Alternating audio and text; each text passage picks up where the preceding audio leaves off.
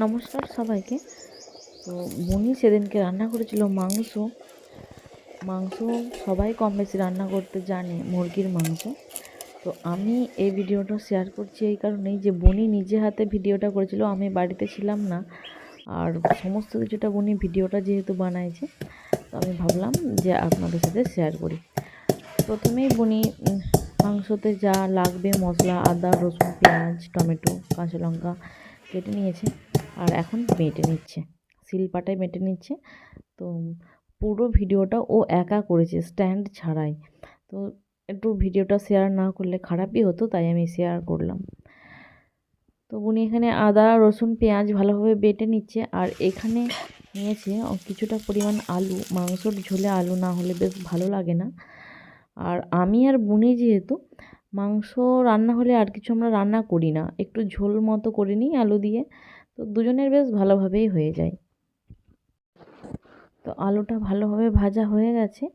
আর এইদিকে কড়াইয়ের মধ্যে বেশি পরিমাণ তেল দিয়ে পেঁয়াজগুলো ভাজছে। আর বনি যেহেতু প্রথম রান্না করছে, রান্না করে তো মাংসটা প্রথম রান্না করছে। মাংস আনলে আমার যত কষ্ট হোক আমিই করি, ও বলবে আমি পারবো না, তুই কর, আমার ভালো লাগে না করতে। তো আমিই করি, সেদিন ও করেছিল।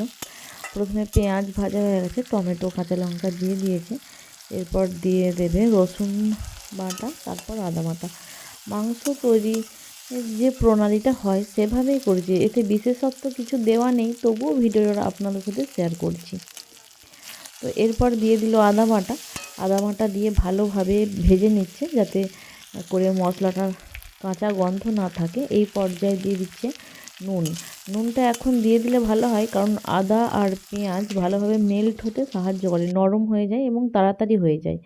সেই জন্য এখন নুন দিয়ে দিল। এরপর দিয়ে দিচ্ছে রোজকার যে মশলাগুলো ব্যবহার করা হয়, একটু আদা আদা দেওয়া হয়ে গেছে, একটু জিরে গুঁড়ো, একটু লঙ্কার গুঁড়ো আর একটু হলুদের গুঁড়ো।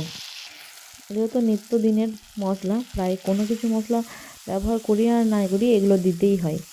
তো দিয়ে কিছুক্ষণ কষিয়ে নেওয়ার পর এখন মাংসটা দিয়ে দিল। মনে হলো যে আর একটু নুন দিতে হবে, তো একটু নুন দিয়ে দিয়েছে। এরপর যে ভেজে রাখা আলুটা একটা পাত্রের মধ্যে তুলে রেখেছিল না, ওটাই দিয়ে দিচ্ছে। যাই হোক, এটা ভালোভাবে কষিয়ে নেওয়ার পর এখন দিয়ে দেবে অল্প পরিমাণে জল। তো এই কষানোটা একটু ভালো হলে তবেই মাংসটা খেতে ভালো লাগে।